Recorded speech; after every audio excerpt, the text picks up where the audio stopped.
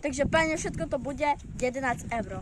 Ale pani, ja tylu nemám peniazy. Tyle tu mam 2,50.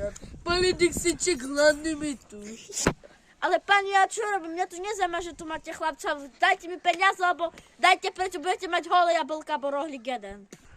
Papa, ja chcem papať. Už ja čo robíš? Pani, budeme ešte dlho čakať, sú to ešte ďalšie zákazníky. Áno, už to dlho čakáme. Od ujca, že či nemá peniazy mi. Ujcu, on mi požič sebe peniazy, ja vám požičím na podporu. Více, No ujcu, dajte mi však 30, že mám. co jí má? Jo, že ty chceš platiť, to nebuď sa hnusné. Vypadnice, Keby som blúka, čo tam je.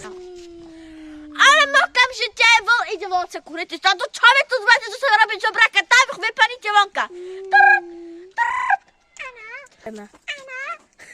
Ale patrzę pan, ale masz pacek okamžite dostať tu žobraci, nejaké tu nedávaj pokoj gáďom.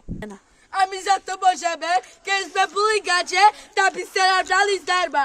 A my s vama tu neľubíme chodiť. Radšej hore, tam hore, u Silvy, u Míra a u Šania, oni nám dajú, bo my romáci a lepšie. Čau. Ale poďte tu sa kurita, toto tu jak sa, ja tu máš jak zákazníky čekajú. A to sú čo? Žobráky, že? Žobraky, tá čo, ja tu mám na nich čekať? Nie, príde. By bol väčší ako ty. A ja tu také žobraky, však od našich ľudí pýtajú peniazy iba. A ja neviem, čo s ním má spraviť.